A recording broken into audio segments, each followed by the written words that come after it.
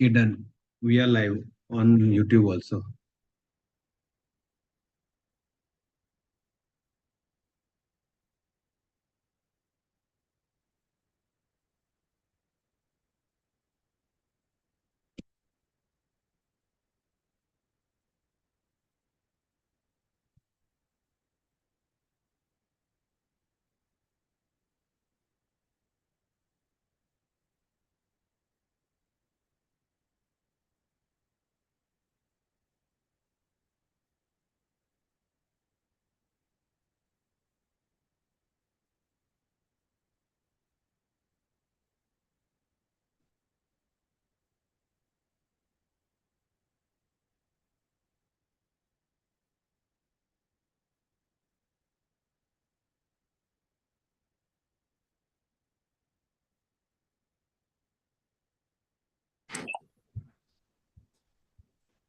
Good evening sir.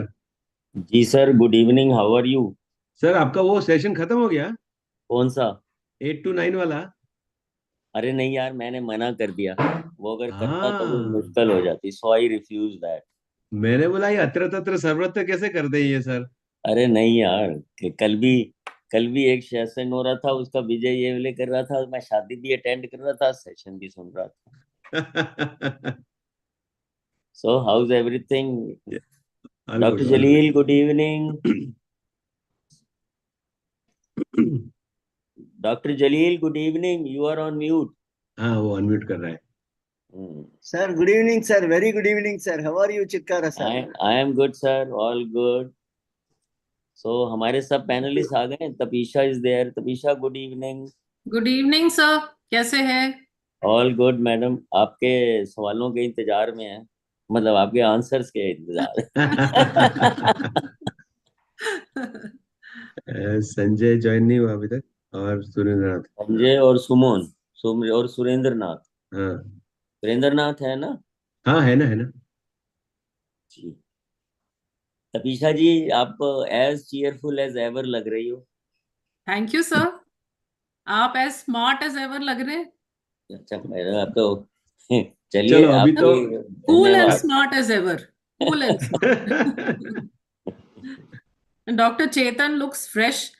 या कितने क्या भी फ्रेश। वो कितनी भी मीटिंग्स कर रहे हो, ही विल हाँ, always look fresh and young, है अरे ना? जैसे तैसे भाग के हॉस्पिटल से आया हूँ मैं अभी। Unfortunately I Chetan. Forgot the laptop at home so I had to rush. तो hi hi Sanjay. Sanjay. Hi Sanjay, good to see you. Sir, pranam, sir. Good pranam. Evening Bala sir. Doctor Bala is online. Yes yes he is there. Good evening doctor doctor Bala, Nandini. Good evening. I think join कर रही है अभी, मतलब join हो गए, unmute है। Okay. अरे mute है। सो अब एक doctor Suman is, Suman and Surendra Nath. Surendra Nath. अभी 2 मिनट ही बाकी रह गया, मुझे फोन करना पड़ेगा। ठीक है। So doctor Ranganath, good evening. Good evening doctor, Chitkara ji. How are you sir? Doctor Bala. Fine fine. Hi. Good. Good hello evening doctor sir. Chetan, good Tapisha evening sir. And the great Sanjay. Hi doctor Abila ready. Sir, namaste. Good evening, everybody, sir. Hi, hi. अरे sir join कीजिए please. हाँ जुना join करो। Good evening, sir. Yes, sir. Good evening. Hi, sir. Good evening, sir.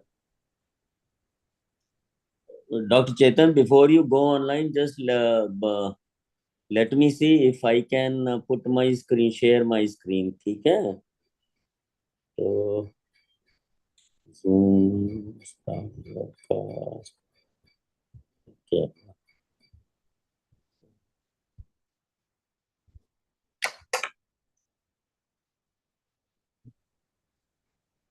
Screen photo? अरे join करो sir.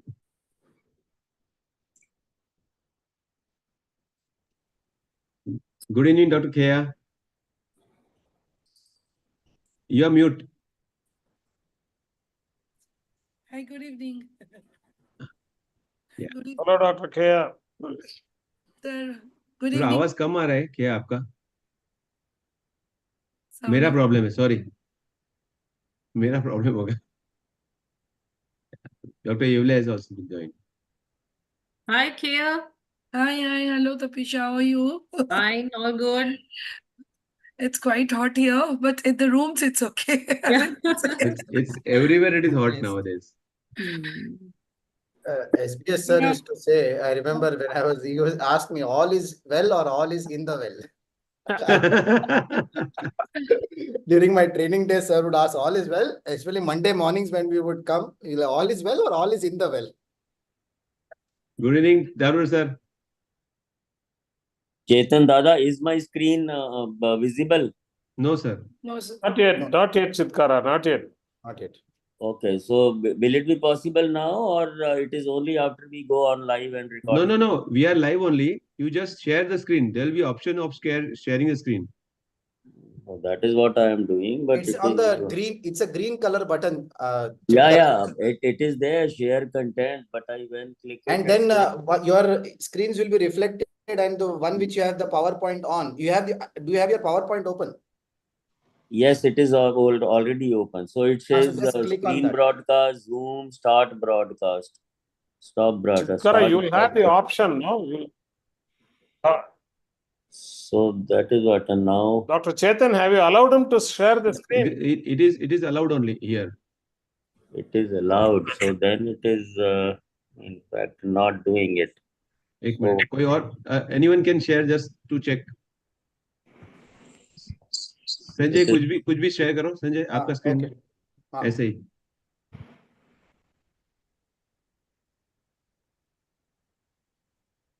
I think it will permit. Yes. Yeah. आ रहा है ना? संजय Yeah. हाँ आपका हो गया मतलब सबका होना चाहिए राइट. तो मैं अब स्क्रीन शेयर करूं.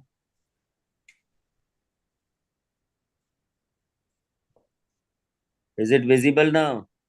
No.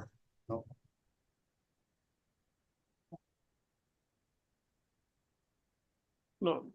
See, there was one option.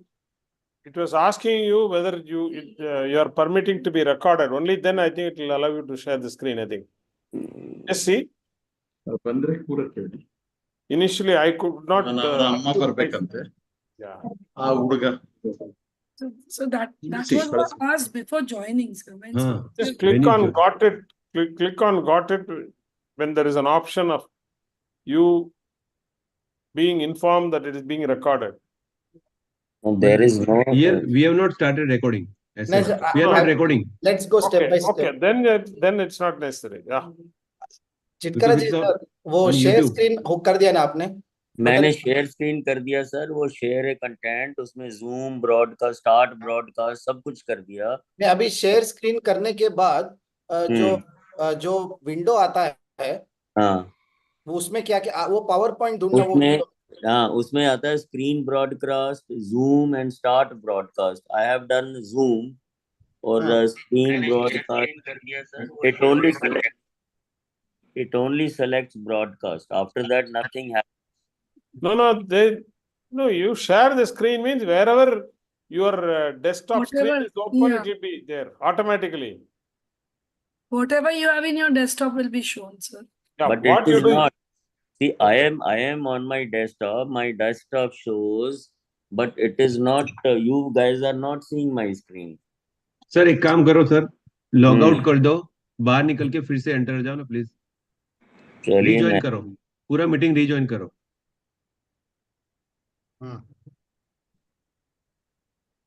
Good evening doctor नीली.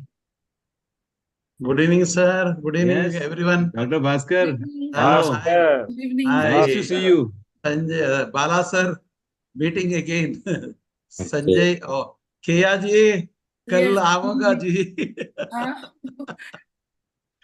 कल या परसों. sir. We are all eagerly waiting to meet you all. Good evening, Darur Saab. Good evening, sir. Very well. Chaos specified dresses are getting ready. No, because it's an event which is of cultural value. So I thought of where not to wear Indian ethnic. I thought I would have written Indian ethnic. Tapisha madam. Hi, how are you? Chitkara sir हो गया? Sir मेरा तो यहाँ सब कुछ हो गया, लेकिन आप लोगों को नहीं आ रहा। It is share content is already there नहीं screen. Share sir, share screen का Share बटन दिख रहा है। screen. हाँ, वो बटन वो दबाना।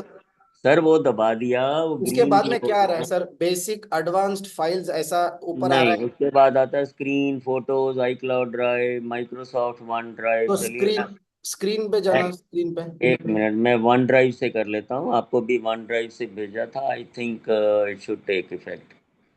ओके। Just give me. ఎవరు ఆ? Sir, meeting, sir. Good evening doctor Surendranath. Good evening, all of you. Yeah. Good evening, Good Dr. evening, Suman. sir. Good evening. Dr. Suman, good check your. Evening, good evening. Okay, बस sound check के लिए बोला मैंने. मैं दादा अभी clinic से लौट रहा हूँ. That's okay, no problem. But the sound is coming. हाँ हाँ Suman Podar. Hi. हाँ सर. How are you? हाँ ठीक ठाक.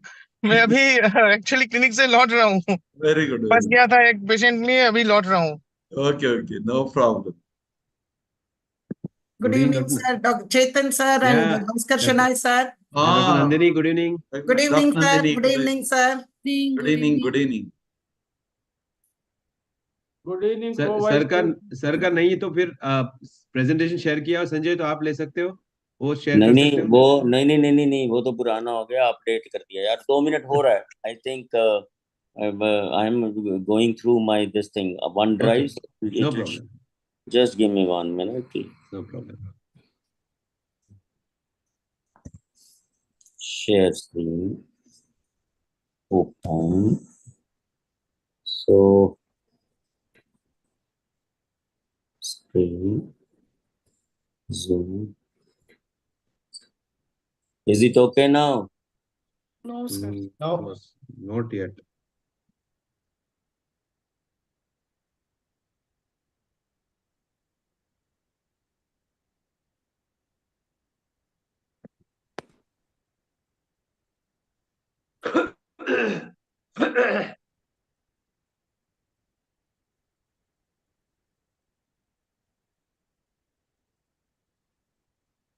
Why don't you send the modified one on WhatsApp, and I can just download it and share it, and as you tell me next, I can do that for you. That will save time, and we can justify Start. 1.5 hours. Why don't you just send it to me on WhatsApp पे group पे भेज दो, if that is comfortable for you. मैं I'll do it, but then उसमें चलिए कोई नहीं, आप उसी पे कर देंगे. ठीक है sir. मैं I am just sending it. Okay sir. तो इसी ग्रुप में डाल दूं? Do you हाँ want ग्रुप me में to- डाल दो. हाँ सर ग्रुप में डाल दो. टीम वाले में. हाँ टीम सुपर 11 में डाल दें.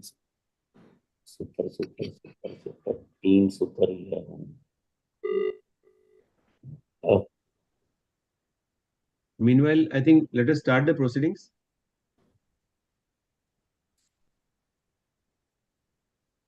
Rangnath sir, shall we start it?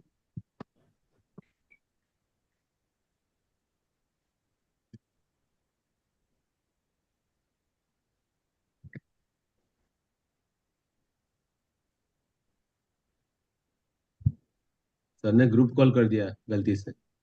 हाँ वो कैंसिल किया भी था उसमें.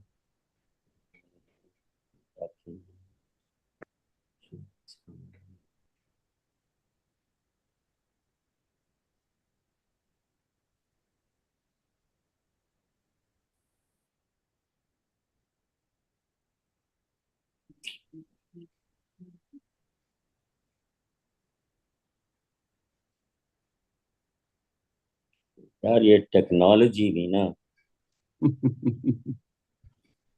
either it helps or it creates so many issues.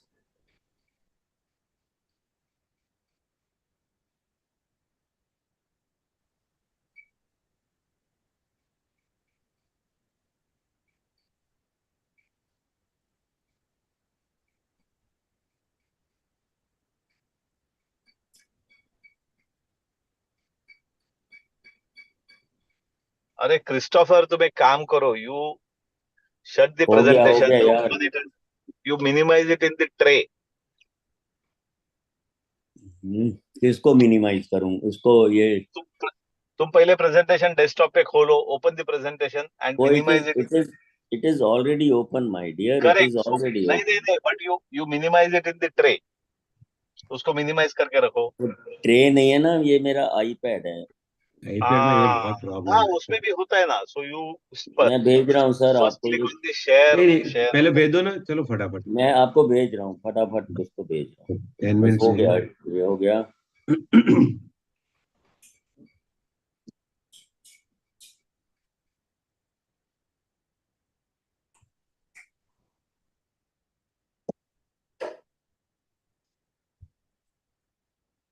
Link भेज दूं ना आपको.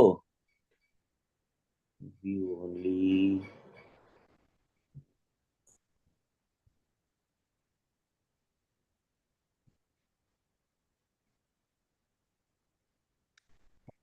लिंक या पीपीटी जो भी है भेज देना. I'll try and figure it out. चेतन तब तक नमस्कार चमत्कार सब कर लो. संजय देश पांडे, उसको भेज दूं तुम्हें. हाँ सर, भेज दीजिए. हाँ भेज दीजिए sir. Yes. Chetan, finish off with the formalities. Yeah, we'll be finished up. If he's ready, then we don't want to speak also. Anyways, good evening, everyone. Sorry for the delay. We are on live on YouTube also. So this is a wonderful program which has been brainchild of Dr. Bala sir.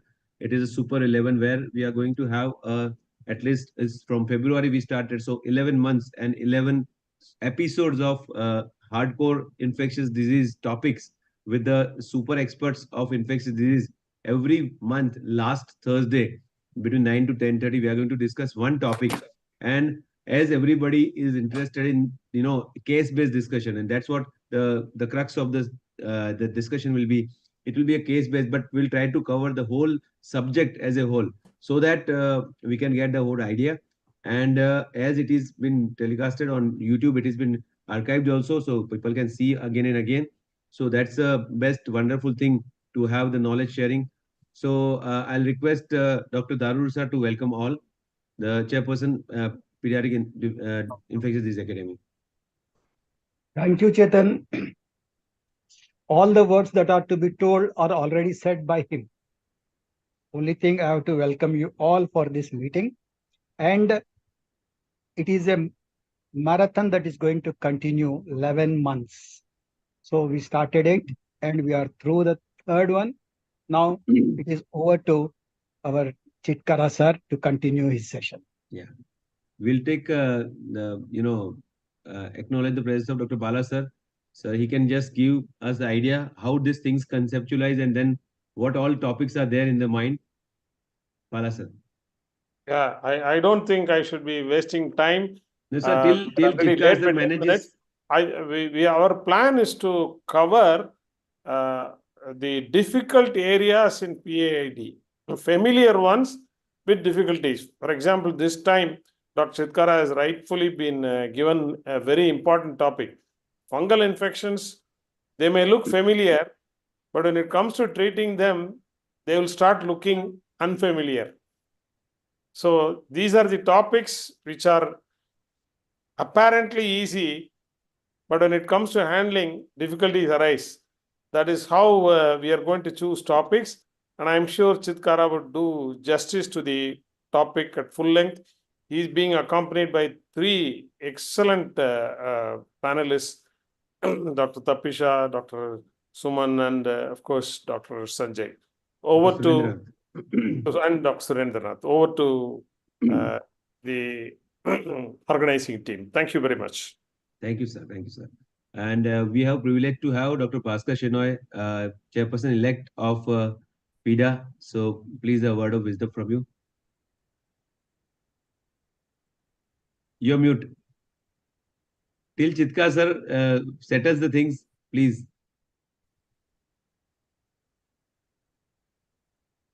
Bhaskar. Yeah. Sorry, sir. Good evening, everyone. Good evening, respected Dr. Ranganath Darura, respected Dr. Bala, and all my friends and panelists, Dr. Vijay Evale, Dr. Chitkara, Dr. Chetan. It's a privilege to be there. It's a brainchild of Dr. Bala and executed aptly by Dr. Daruru and Dr. Chetan. It is going to be a very, one of the best programs. The feedback is like that. I think the future programs also are going to be of this standard. So when Dr. Bala is there, there is no problem. It has to be good. It has to be top level, which is happening. And today, rightly said, Dr. Chitkara will take it to a higher level. Thank you very much for everything.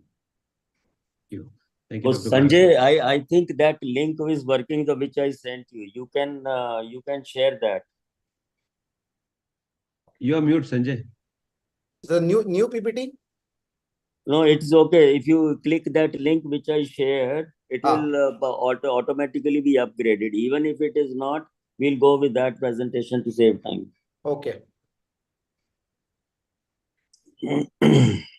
So now we have today the moderator, Dr. Chitra sir. He doesn't require any introduction. As a matter of fact, all these experts, they don't require any introduction.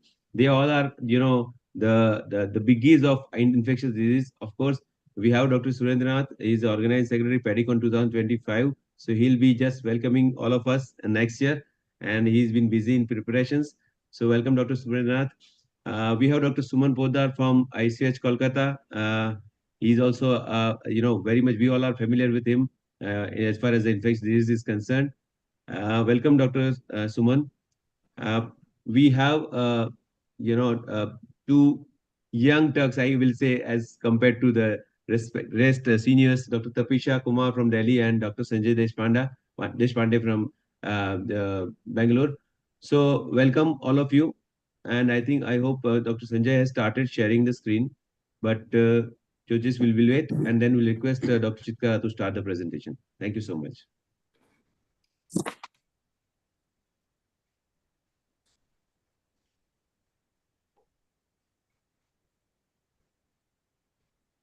You shared, it is showing that it has started sharing, but nothing comes up.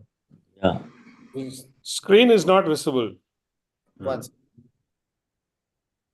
Sanjay, the PowerPoint is not visible. Okay, 1 second. Now? Start. Oh. Yeah. Okay, fine. Yeah. Great. Make it full screen, sir. Hope this is a newer one, sir, which you wanted. I think this link would automatically update since it is from OneDrive. Even if it is not, I'll try and do justice. Fine. Thank you so much. Over to you, Dr. Chitkara, sir. Yes, sir. Okay, Sanjay, ready? We are not able to see Sanjay. We are not able to see. We were able to see. Screen is not visible, Sanjay. Oh, 1 second. So it was there, but now it is blank. Went off.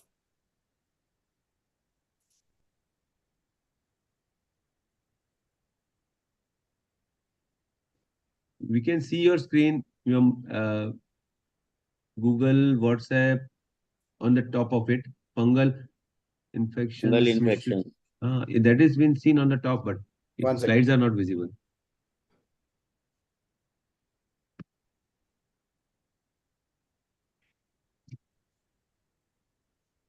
So Chetan bhai, itna to I haven't seen fungal sepsis. The number of times I have already spoken on fungal infection on a webinar or physically on a dais. So now you are expert in fungal infections. So everybody is looking at you when a fungal infection comes. Yeah, so unfortunately I keep looking for fungus, but I don't find any. Sanjay, it is क्या not. हुआ? एक minute sir. अच्छा, एक बार फिर से करके देख लो. Sanjay, what happened? He is trying, sir.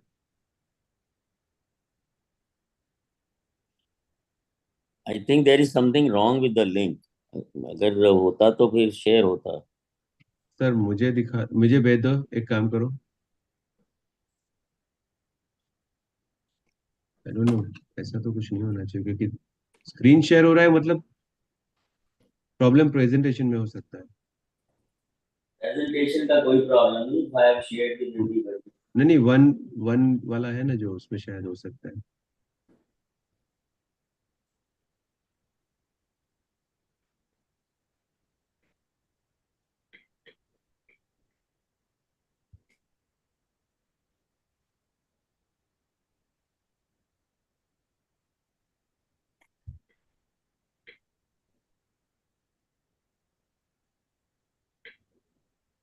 Sir presentation को फुल स्क्रीन करने के बाद शेयर करना होगा तभी आएगा।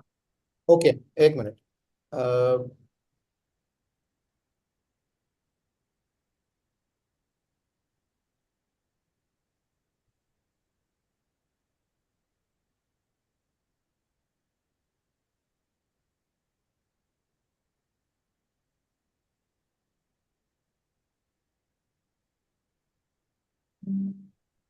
संजय हो रहा है? हाँ, हो रहा है सर, एक मिनट जस्ट। हाँ, नहीं तो मैं एक बार मेरा कोई भी एक प्रेजेंटेशन शेयर what करके देख लूं। No, what I have done is I have downloaded it. So that That's better. So then it will be easy to. Okay. Let me first share and check it out whether it is you are able to see that or not. Yeah. Okay. Is it visible? Okay. Vitamin D आ गया। Okay, fine. Sir, then just unshare. I'll share my screen. Fine. Is it okay now? Yeah, it has come. Make it full screen.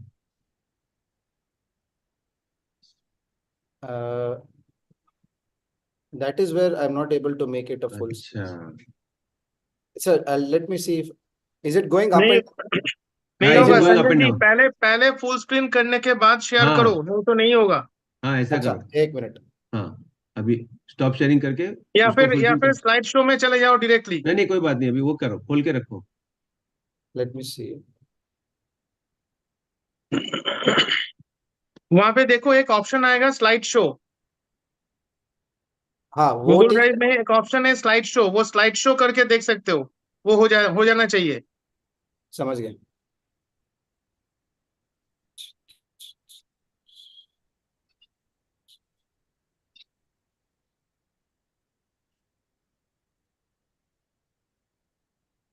अभी slide show में डाल दीजिए, slide show आ गया।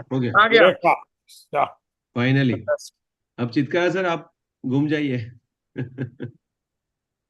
एक minute, I'll just see whether it's going further or not. Yeah, please. जाएगा अभी जाएगा।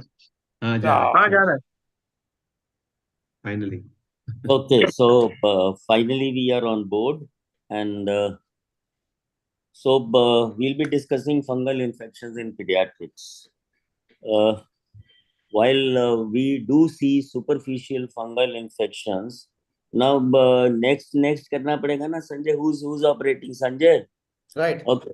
So we commonly बोल देना, मैं समझ जाऊंगा। Yeah. We commonly see superficial fungal infections in the clinic, and invariably they are a spot diagnosis. But by the time they present to us, many of them have already used some kind of multiple preparations, whether over the counter or antifungals or sold by a chemist. So sometimes really the presentation is not very accurate, and we just can't make out what kind of a dermatite it is. On the contrary, invasive fungal infections is a difficult subject, and invariably see if we are associated with the hospital and working in the critical care units. Next, Sanjay. Yeah. So mostly these superficial fungal infections are spotters. So you see this and you decide that it is a superficial fungal infection. Next. So to my panelists, I have two similar looking illustrations, which is mostly in the diaper area. Next. Yeah. So Tapisha, Yeah, so I think so you've already explained here very nicely that if you look at the picture on the left, there is involvement of skin creases and there are satellite lesions. So these are very characteristic of Candida infection, and it's important to recognize this vis-a-vis an irritant dermatitis in which the skin folds are being seen very clearly spared, because the treatment would be different. For Candida, you wouldn't want to use a topical steroid. So it's important to make this differentiation, involvement of skin creases and satellite lesions in Candida. Yeah, so the basic difference is that creases involved or not involved. And that is where we falter, because everything in diaper, we think it is a Candida. Sometimes it is only a kind of a urine dermatitis, though it is also said that some inflammation is because of an associated Candida, which is already a kind of a commensal on our skin. Sanjay, next. So therefore, one is a diaper candidiasis, which requires antifungals, while the other one where the folds are spared is an irritant dermatitis, where Tapisha has said the treatment becomes the difference between antifungals and other kind of a soothing agents or emollients, what we call them. Next. So, Dr. Surendranath, what's this quarter? Yeah, this quarter is a tinea capitis, sir. So it's very clearly shown that alopecia is there and loss of hair is there. Patchy loss of hair is there. Most likely tinea capitis. Sanjay, next. So rightly said. And how do we identify? You have a different irregular alopecia patches and hair shafts broken. So Dr. Surendranath said tinea capitis. Next.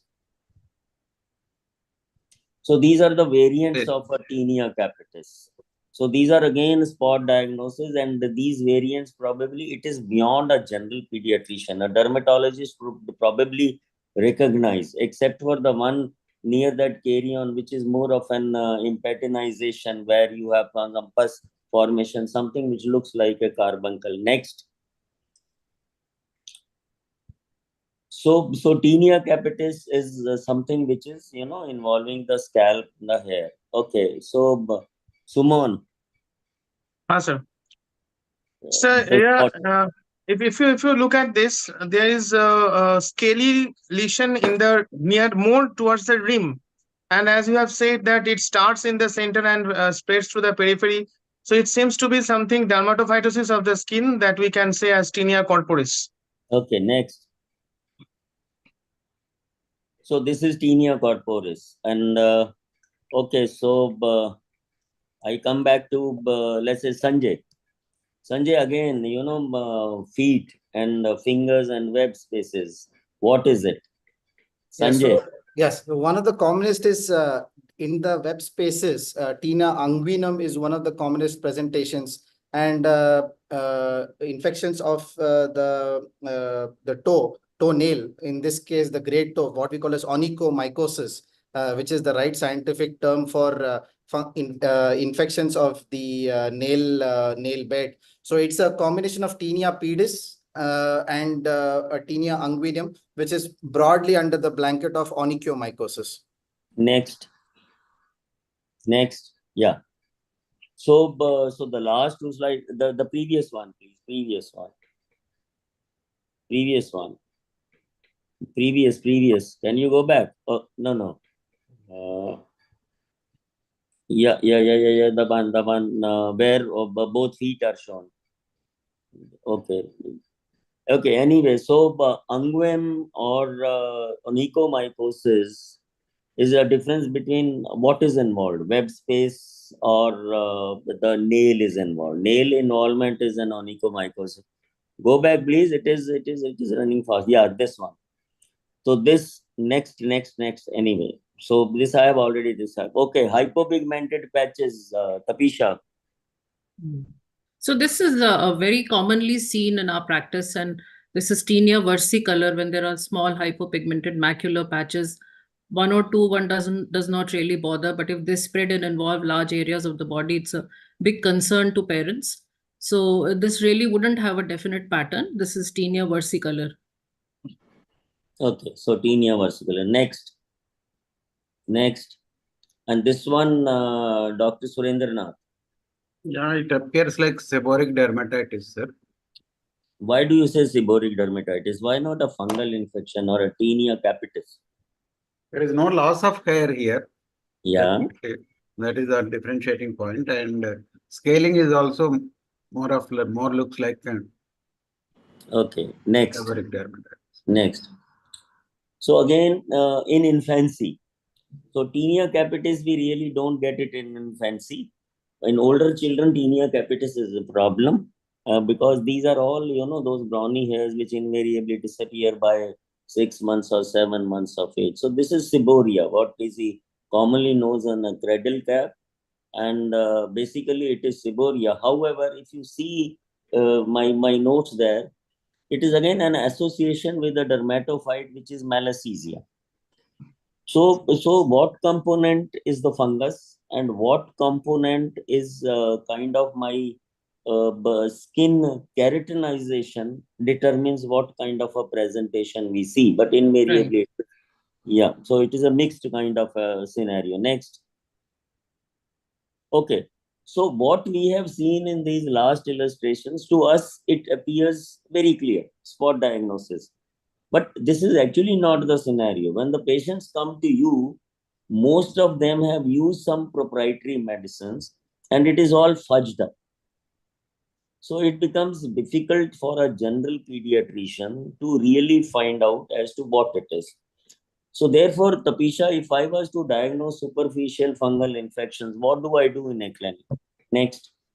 All right. So, sir, I think as pediatricians, we have to be And very then clear. next. Yeah. And it's always better to have a clinical picture and then make a diagnosis, and that should be enough for us. However, it's important that wherever possible and wherever you are in doubt, do a KOH smear so that you can actually document that there are fungal hyphae and spores, because it's important to make the correct diagnosis. For any tinea, you only need to use antifungals, and you do not really need other topical steroids, etc., because that would actually cause eczematization or impetiginization. This is an important take-home message for all pediatricians. For ID specialists, it may be a trivial infection, but unfortunately, there is almost an epidemic of steroid-modified tinea happening in our country right now. The dermatologists are really worried. New tinea, like new fungi like trichophyton indotinea has been reported last year from India, and it has spread to the rest of the world because of this reason only, because the diagnosis is unclear and steroids are being used. So it's important to document diagnosis. So how do I make a KOH smear? Next, Sanjay. How do I, no, the previous one. Oh, hold on. Yeah. Tapisha, how do I, see, we say a pediatrician, you find a scaly lesion, you try and find Right. out if fungus or else. What is the simplest way of doing it? Sure, it's not difficult to make a KOH smear. I think Dr. Suman would know easily. So you just take a scraping of the edges of the skin lesion and you see it under a cover slip. And of course, pediatricians, I don't think are really doing it, but labs are getting it done. So you can always order for one also if you are unsure of how to do in your clinic. So it's So easy can to I see. add? You can see hyphae and spores easily. Dr. Suman, yeah. Yes, absolutely correct. Whatever you said. Problem occurs when the patient comes. Sometimes they have applied, as you said, topical steroid. Not only that, sometimes they have applied oils and a lot of certain other herbals and as all of these things. So what happens is to get the scales out of the skin or to get the hair, as in case of tinea of the tinea capitis, it becomes pretty difficult. And in that particular context, you have to ask the patient to go back and come with a dry skin for at least a period of 24 to 48 hours. Nothing to be applied over that area so that the skin will revert back at least to some extent, so that you can have the scrapings comparatively better done. And then, as you have said, KOH preparation, that is pretty easy.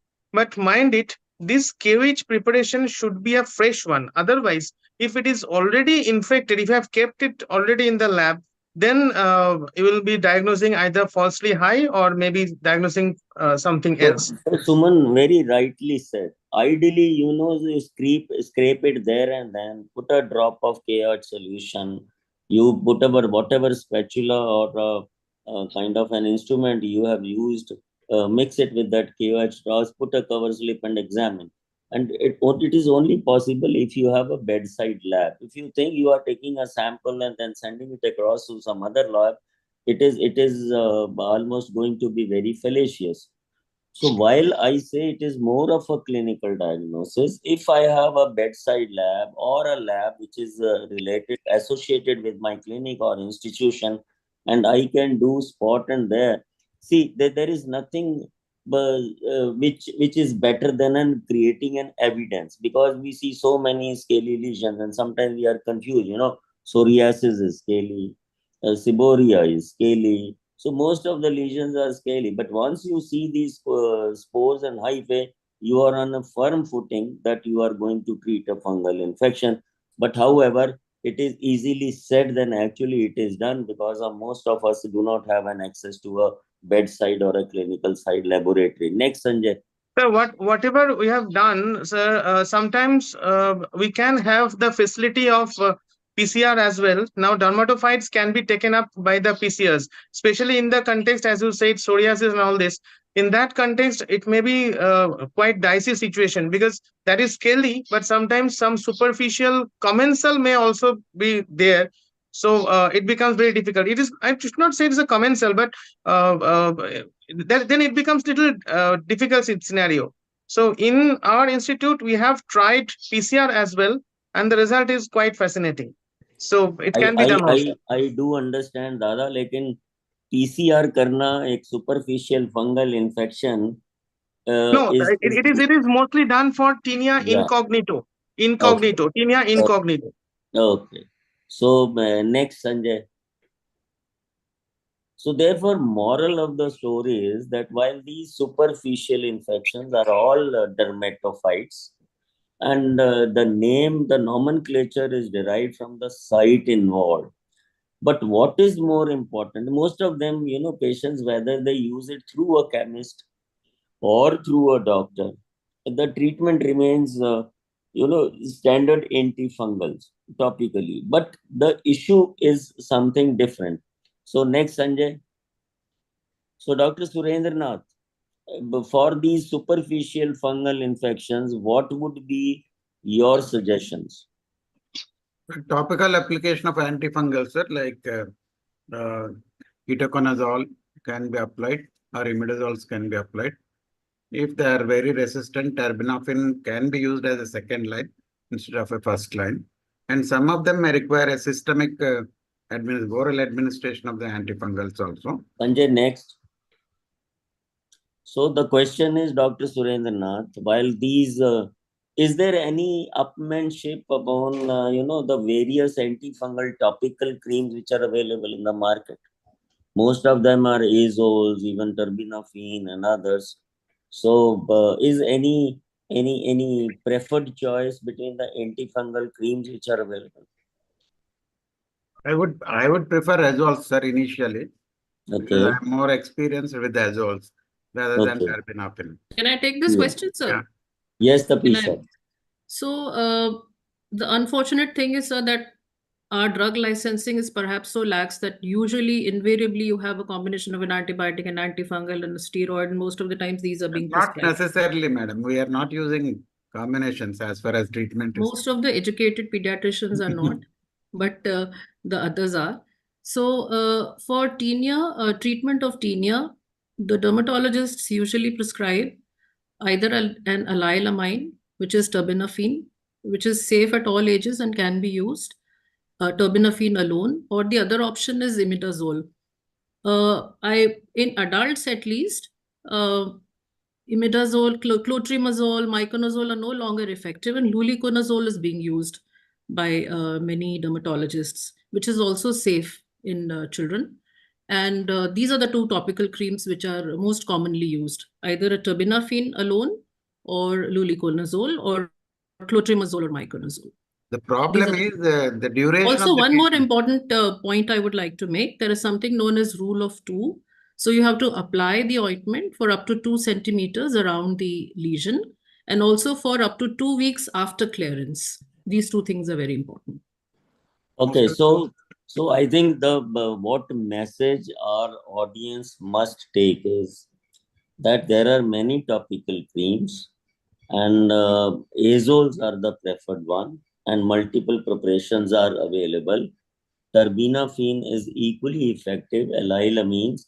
I think the catch in the story is never treat for less than 4 to 6 weeks. Absolutely. The problem is that we treat for you and apply for 1 or 2 weeks. It gets better. 2 weeks later, it starts all over the again. So therefore, remember, while these fungal infections are restricted to the epidermis, yet, those spores keep on germinating and continuing problems. So treat for 4 to 6 weeks with whatever allylamine or azoles you are using. There are multiple names. We have no one-upmanship, but terbinafine works very well. And Absolutely. only oral antifungals, only if it is an extensive involvement. And again, if you use antifungals, it cannot be, either it has to be a cyclic for a 3 months or maybe around 2 to 4 weeks of duration. Otherwise, there is, I find sometimes single dose, 2 days or 3 days, then it really doesn't help. Next, Sanjay. Now, issue is capitis and onychomycosis are very difficult to treat. So, Sanjay, what is your take? Because we see onychomycosis quite commonly in children, especially a little older children rather than infants and toddlers. So, what is your take on these capitis and onychomycosis, which are very indolent and resistant to the? Yeah, so the rule of thumb for superficial dermatitis or dermatophytosis, apart from corporis, cruris, and pedis, they usually respond very well to topical agents. But capitis and onychomycosis, you usually you have to use systemic agents, and they don't resolve with topical agents that well as compared to the other three that I just described. So my go-to drug is always itraconazole. I have used it quite efficaciously in children who are immunocompromised as well as immunocompetent, both the factions with itraconazole. I don't have much experience with terbinafine and grisofulvin, but itraconazole works very well. And the side effect profile it's quite good. It's usually azoles are well tolerated by children as compared to adults, and the dosing is as you have mentioned. And sometimes I give it for an extended period, especially if there are satellite lesions or if there is more than one web space involved in case of fungal in infections of the hands and the toes, and slightly more duration if there is multiple scalp lesions, if I see if there's tinea capitis there, and if it's a chirion, then of course I sometimes combine it with a topical agent and then give us the success rates are slightly better in the tune of 60 to 70% when you use a systemic agent. Okay, so well said. I fully agree with you. Itraconazole is a preferred drug. But again, like it is mentioned here in this slide, that you give it a cycle of 3 to 4 months. Yes. But it is very difficult to treat. Yes. Invariably, I find prescriptions fluconazole 1 week. It is not done. Yeah. However, I, as a general pediatrician, make it a point that if I have a tinea capitis and onychomycosis, I really don't fiddle with those patients and preferably send them to a dermatologist. Griseofulvin, the days are gone because it had a lot of restrictions of administration. It's a fat kind of a soluble. So the terbinafine works well in children more than 6 years. But Exactly. I would still, the favorite of dermatologists and pediatricians who treat capitis and onychomycosis is itraconazole, but any number of cycles from 4 to 6 months. Next. Yes. Also, sir, itraconazole is available as syrup form, in syrup form also. Yes.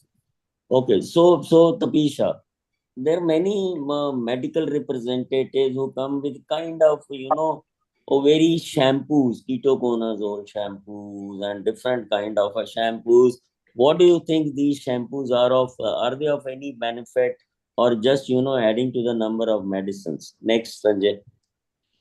So I think, sir, what I'll speak about whatever I could read and whatever my own experiences, that the shampoos that are recommended by dermatologists and by for treatment of scalp infections or dandruff is 2% ketoconazole.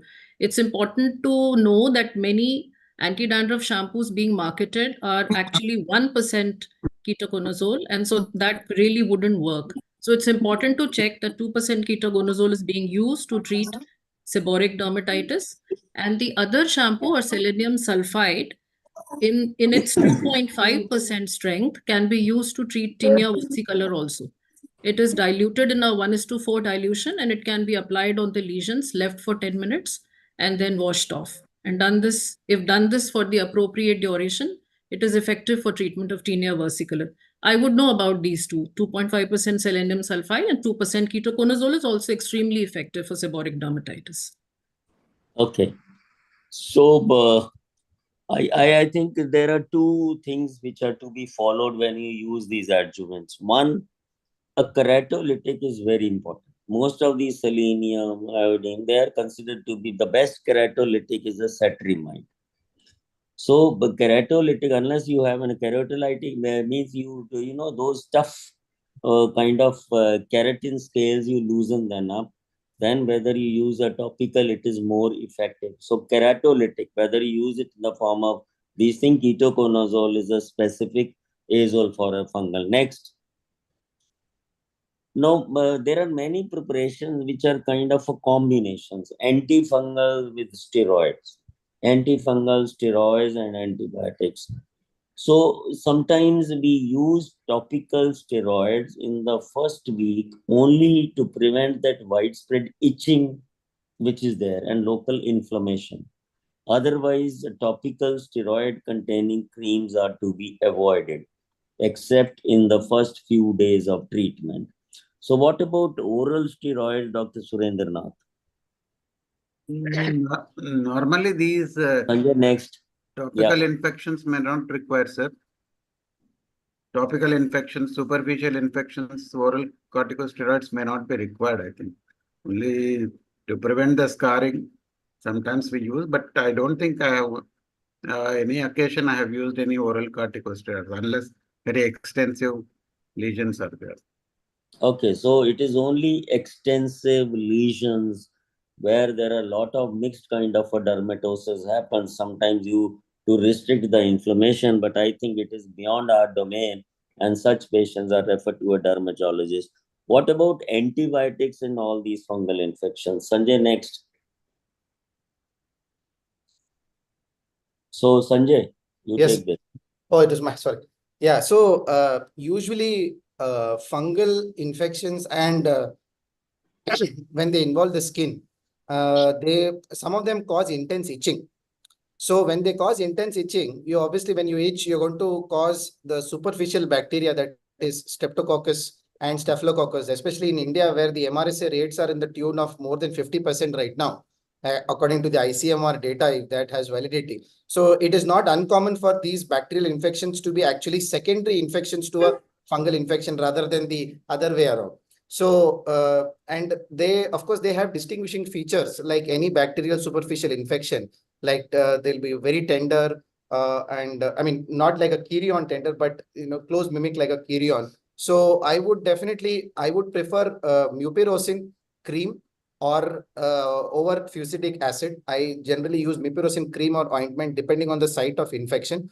Oral antibiotics usually, unless there is some other systemic symptom or a lymph node infection, or if there's more disseminated infection, even in an immunocompetent host, I would still use something like amoxiclav, because that will take care of most of the strep and staph, hopefully the MSSA. And I would use it in limited, where there is some clinical evidence. At least we are not able to find out lab evidence as such, but at least there's a clinical evidence. I would use for a short course of like probably 7 to 10 days. But yes, it is not uncommon to see that they are like hand in glove with each other. Okay. So antibiotics really do not have a role, but unfortunately, like I said, many of them have severe itching. And many of our kids, even from good families, I find their nails are not clipped and really dirty. So whenever they scratch, or my resident flora, especially staph, causes impettinization.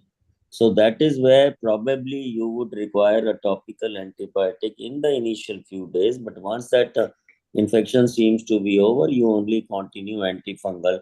Oral antibiotics only rarely. Next, Sanjay. Sir, one question, sir. If Yes, at all sir. you are using a antibiotic topical cream, should we use a combination or a separately? Because the Well, preparation, sir. my personal take is I use it separately. I use mupirocin separately and antifungals. I don't use combinations at all.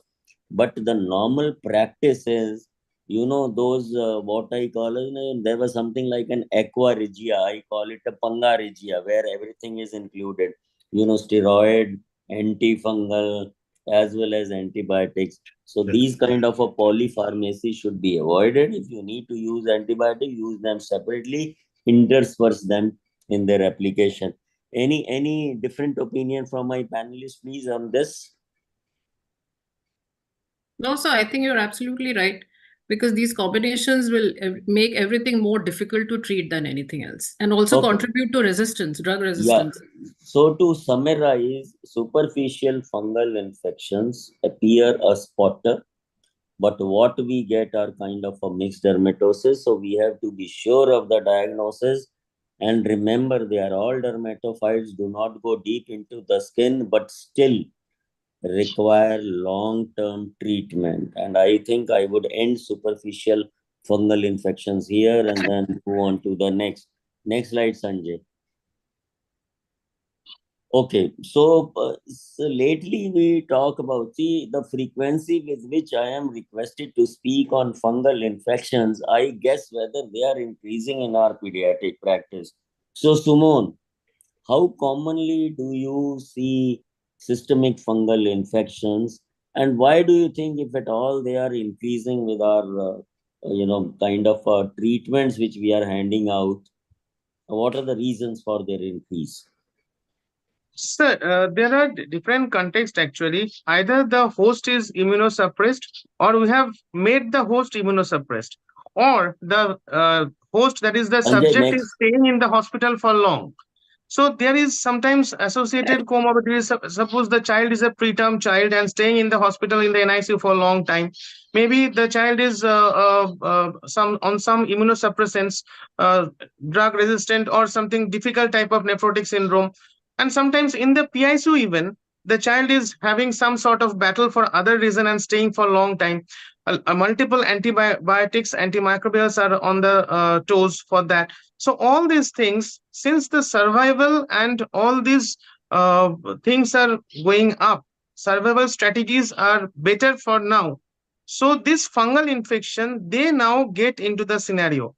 And that's the reason Candida, as you have said already, Candida and Aspergillus, they are the most common things, especially in the NICU, PICU setup in long duration. And rheumatologic background, very recently we have come across a case of CNS cryptococcosis in a case of CNS lupus. So this is now coming up. I think this is the reason for this. Sanjay, next. So one more thing, if you have permission, I can add. Yeah, please. Yeah. So one when at Rainbow Children's Hospital, when I was there, one of the things that I see, the reason for increasing fungal infections, while this is this is what is already there in the child, or because of certain XYZ reasons, the child becomes like that. Like, for example, malignancy, immunosuppressed, or chemotherapy, immunosuppressed, or preterm child, predisposed to invasive fungal infections, especially below 28 weeks. A lack of antimicrobial stewardship is also one of the strong reasons why rampant fungal infections are very common these days, especially Candida in the neonatal set, and Aspergillus in the immunocompromised, and of course in the PICU we see both. So I think lack of antimicrobial stewardship and a proper infectious disease specialist lack, whether it is adult or pediatric or the clinical microbiologist, we often forget how important a microbiologist is, especially when there are no IT specialists. For example, if they're not available, you're just picking up the phone and talking to the microbiologist that we've got a Klebsiella in the blood, or we've got this in the blood.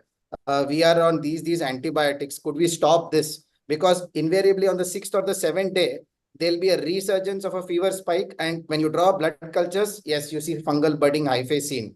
Like, we used to get a lot of calls based on that. So I think lack of antimicrobial stewardship tops the list in today's time and era. So Sanjay very rightly said. I think one component is that we are making all those children survive whose survival was not possible 2 or 3 decades back. Whether it is oncology, cardiac surgery, neurosurgery. The second most important is actually iatrogenic.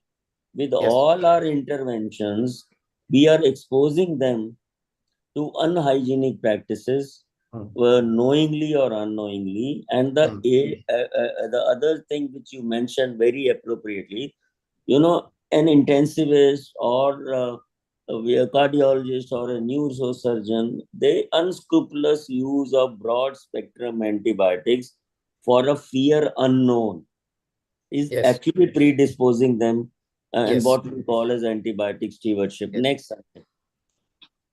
So it all starts with a colonization. Our skin is a kind of a habitation for most of the organisms.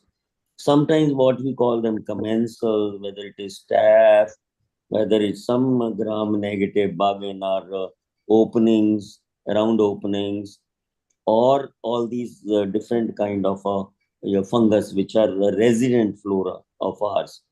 But when they kind of, with all these interventions, next Sanjay. So when all this intervention, they have a profuse growth, and then we at the same time are damaging the defense systems by breach of skin or mucosa. Next. Okay.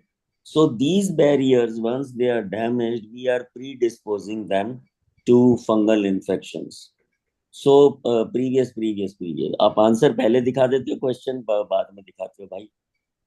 So next. Abhi, next. So Dr. Surendra Nath, since you work in, you are associated with the hospital, what would be your experience on the common fungal infection that you see in your ICU in your hospital? In our hospital, we have a tertiary care NICU, sir. So we do treat a lot of preterm babies, extremely preterm babies, who are likely to be longer period in the NICU with the higher antibiotics and catheters also. A lot of catheters will be there. So these children, preterm babies, are more prone for developing the fungal sepsis. The child will be improving for some period. Certainly he stops growing, and some of the hematological manifestations like thrombocytopenia will be there, feed intolerance will be there, and we don't have any clues of bacterial sepsis. So in that case, we usually suspect these fungal infections. Most common in our unit is candidal infections are most common, sir, but they are not that common, definitely. We don't use any prophylactic antifungals because our rate of fungal sepsis is very less. So whenever it is required, we do use parenteral fungal medicines. Okay, so Sanjay, ICU setup, we don't have any prolonged yeah. patients.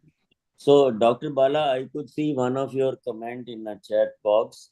The third point, like I mentioned, 1, surviving comorbidities, 2, iatrogenic, third, very important, which Dr. Bala has just pointed out, that increased awareness.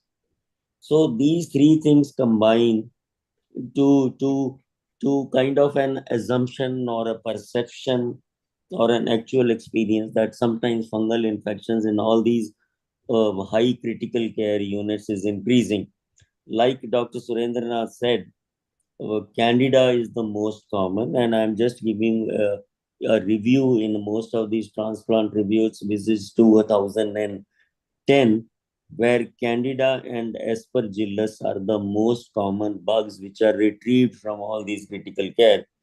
Tapisha is with me, and in last 1 week, both of us tried to see what was the fungal spectrum in last 1 year at our Pan Max hospitals, which was across various regions in Delhi. So Tapisha, your comment on what we get in Delhi, or as a matter of fact, Max is in North India. So what is the spectrum? Next, Sanjay. As the spectrum is same as most of the world, which means the two big goons of the fungal kingdom are Candida and Aspergillus. So if we get about 8% detection of fungi, and amongst Candida, tropicalis is most common, more common than albicans, and in Aspergillus, flavus is most commonly isolated, followed by fumigatus, and occasional reports of mucormycosis, which were much more around COVID-19 epidemic, but less now, and Fusarium and Cryptococcus. So this is the spectrum, and I think I would like you to please share your Shalimar Bagh data. Okay, so next, Sanjay. So I did an exercise after I went through this Panmax fungus. So we analyzed what candida we got in our specialty hospital, which is in a northwest Delhi, but which a wide coverage across, adjoining Haryana. So we found that candida, what we were getting, tropicalis, like Tapisha mentioned, is the most common, followed by it was albicans. And then we also detected glabrata, cruzi, and paracillosis. Why I am presenting this is, while they retain their sensitivity to azoles, the most common prophylactic or empirical antifungal which our pediatricians or critical care people use is fluconazole. But if you see this actual data in 2023, what we find is all those non-tropicalis and non-albicans, fluconazole resistance is really too great, 50 to 60%. And even in tropicalis, it is about 65 and 75. So somehow in our institutions, especially in our Delhi region, I would restrict my intensive care or a neonatology team not to use fluconazole, which is invariably a kind of passion if you want to cover prophylactically or empirically for an antifungal cover. Next. Sir, any comment on candida that is called oris? Candida do you auris, get oris? I showed you we picked up one, and which was if you see oris, no cruzi, which was not oris. We didn't get oris. Because we are getting a few cases of oris in our institute, and the problem is we don't have any specific guideline to know the sensitivity data for this oris. Previously, so Dr. Suman, yes, sorry to interrupt. There is quite an epidemic of oris going on in the USA.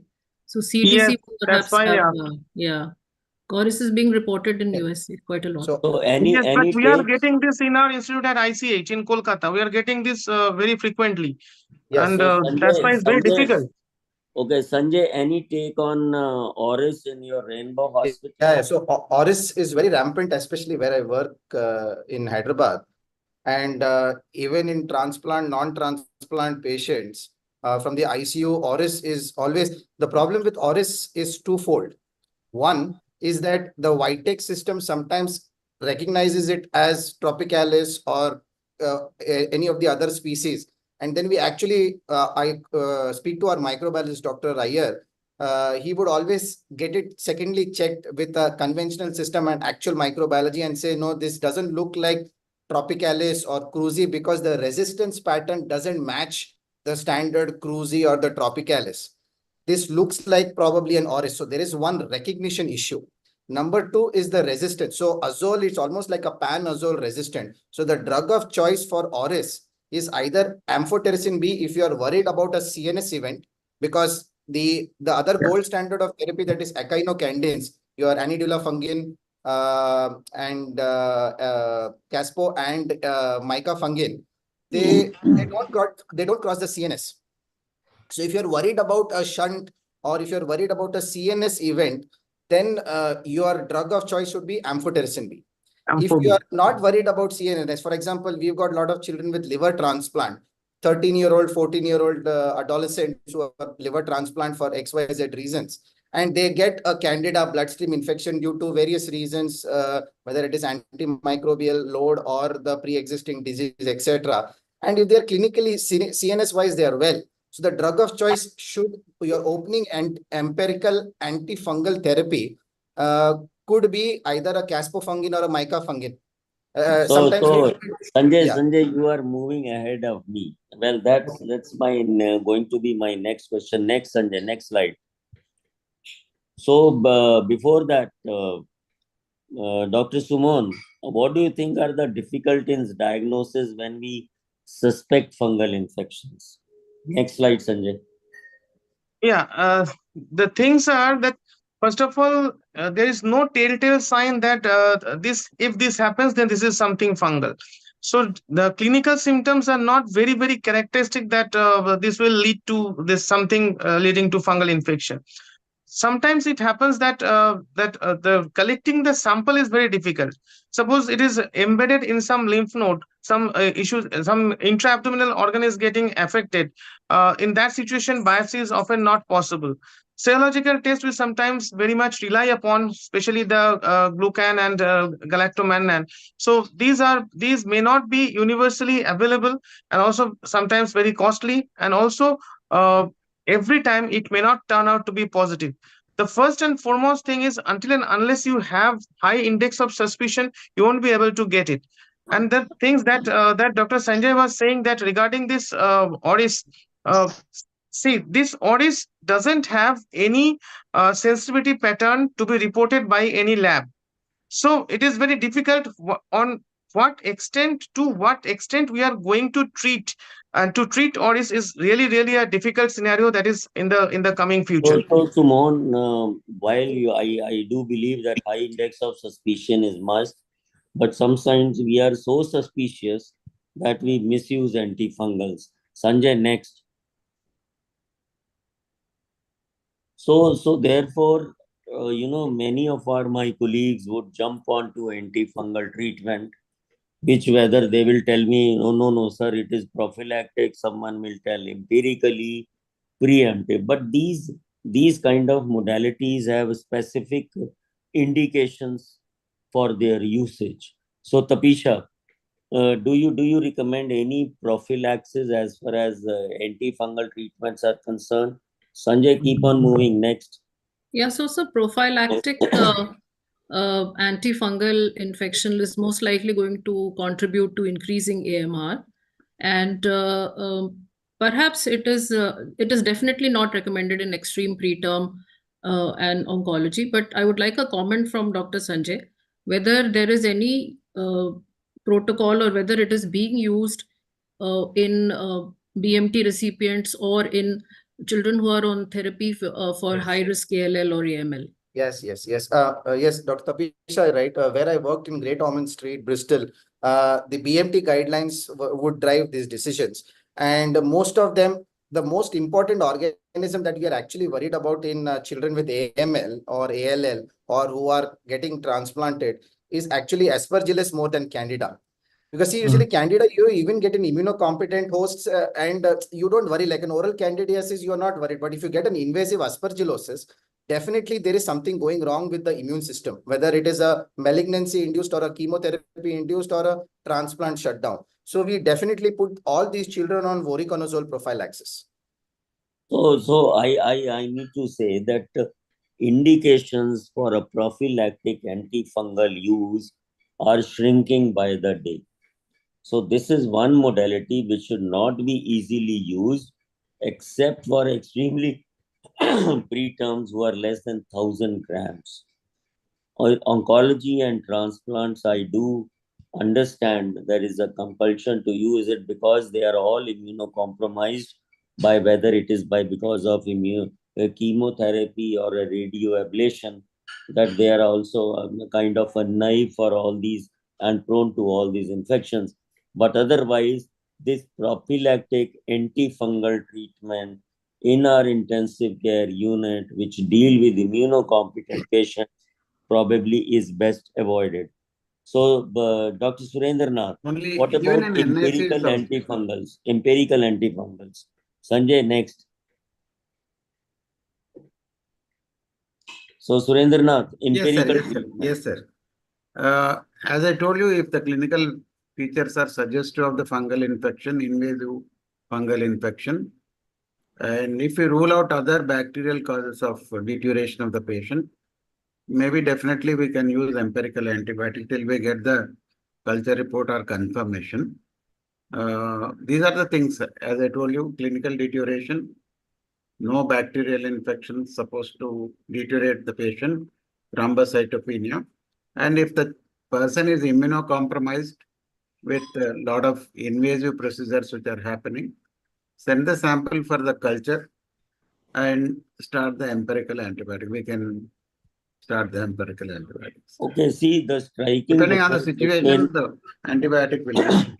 the striking difference between the two groups is that in prophylactic, you assume that the patient is predisposed to fungal infections, which I said should be discouraged. In empirically, you have subtle signs that probably the patient is getting a fungal sepsis. Now, if you are treating a patient of a sepsis, whether it is in a neonate or in an intensive care, and you are appropriately treating with drugs which is based on your bacteriology, and yet the patient deteriorates, you have a lot of indwelling lines, and you somehow start getting thrombocytopenia where there is no any other alternative explanation. One may think that it is time to start an empirical antifungal. So Sanjay, next. So this is a gray area in pediatrics, critical care, where whether one errs on the side of using an empirical antifungal or holds on till a definitive diagnosis is achieved is something which is very difficult to say yes or no. So, Tapisha, preemptive we think is the most best option short of a definitive treatment where you have a culture positive. But otherwise, preemptive, you are almost certain, but you do not have a documentary evidence. So what do you think about preemptive antifungal treatments? Yes, so definitely. So preemptive is when you are quite clear with the whatever evidence you have. For example, on X-rays, you can see halo sign on an X-ray or a CT or a crescentic sign, crescent air sign, which are both suggesting aspergillus infection, or you have a fungal ball or some space occupying lesion in the kidney, or some sort of an evidence is there in the form of serology, or if PCR is available. Of course, PCR is definitive. And then Canada score, which if it's more than 2.5. So then you think that this is incipient fungal infection, and while you wait for cultures, you must treat. Because it's important to understand that the earlier you start treatment, lesser the mortality. So Sumon, you are a microbiologist. We invariably get, it is reported urine is showing fungus, or the respiratory secretions you take from an ET. Is that a good enough evidence in the absence of a suspected SOL or a renal pelvis SOL, a good indication for a preemptive treatment of fungus? Dr. Sumon. Not really, sir. Actually, you have to have something in the background because there are possibilities of colonizers as well. So, if just whether it is a colonizer or it is a real infection, that you need to differentiate. So that's where comes this Candida score and all. So you have raised a pertinent point, colonizer versus a pathogen. Next slide, Sanjay. But if at all you have an evidence of these SOLs, whether it is in a renal pelvis or in a lung imaging, then one may be right. Next, Sanjay. So therefore, Sanjay deliberated on, kind of resistance in oris they are getting. Someone is telling us about, aspergillosis. So my question is, if suppose you want to start empirical treatment, what are the points you keep in mind before you start an antifungal? Next. And I think, Sanjay, you can take it. Right.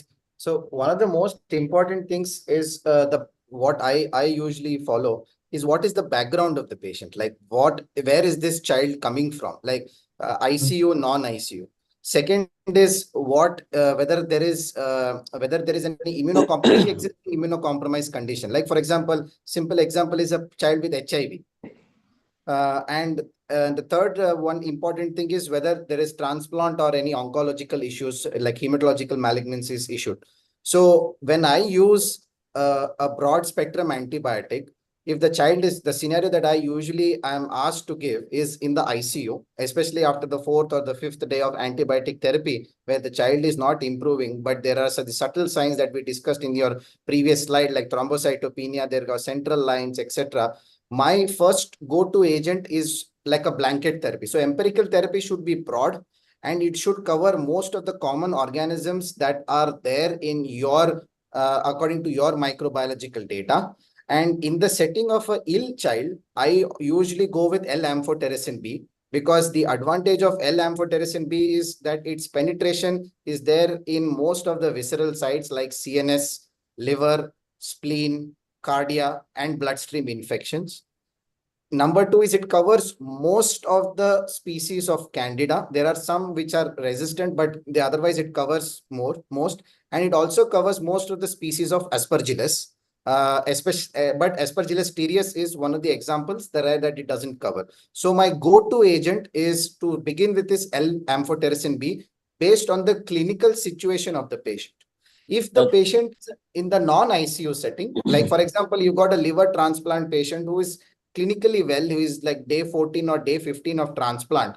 Usually solid organ transplants behave better than myeloid transplants post-transplant. So then if this child is clinically well, but yes, cultures are showing something, and or we've got some evidence, then I usually start with echinocandins as my go-to agent when I'm not worried about CNS, the orbit, and the renal system. That is the upper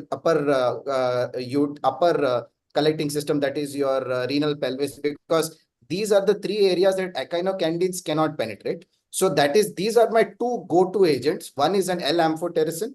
Second is echinocandin. There have been rare situations where after discussion with microbiologists, I have started dual therapy because of the the patient is very sick or that kind. But for the audience, takeaway message would be L-amphotericin B is my go-to agent to begin with, because it will cover most of the organ.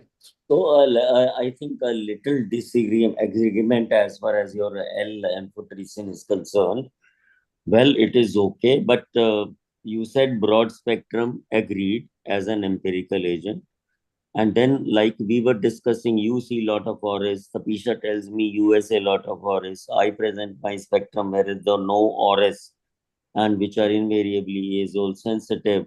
So therefore, we must remember, my audience, that your institutional or your neighborhood data is more important for what you start with an empirical agent rather than what I in Delhi or Sanjay in Hyderabad tells you.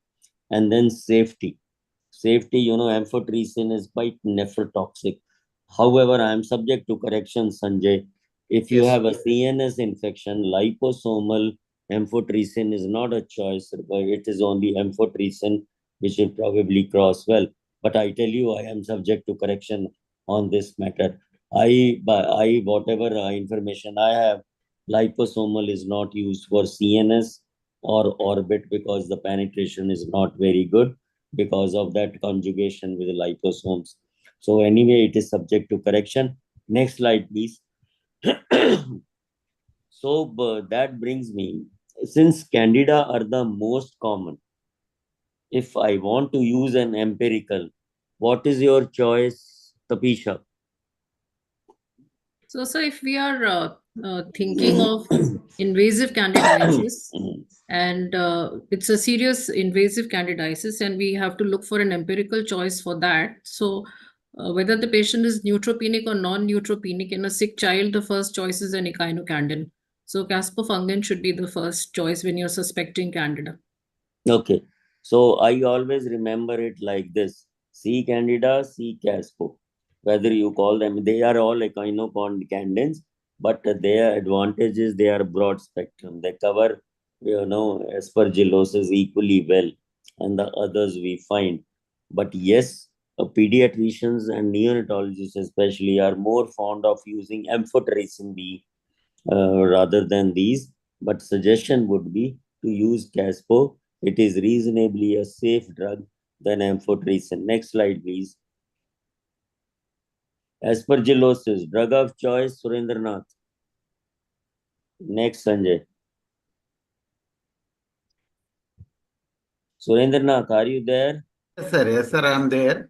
Really speaking, I don't have any experience of treating the aspergillosis because we don't see such severe aspergillosis. So I pass it on to Sumon. Your experience in ICH. So we get less of aspergillosis, but yes, we do get sometimes. Sometimes, in fact, we have got one mucor as well. But for aspergillosis, we would go with voriconazole as the first choice. Okay. So my mnemonic is C. Caspo, Candida, C. Caspo. Aspergillosis A.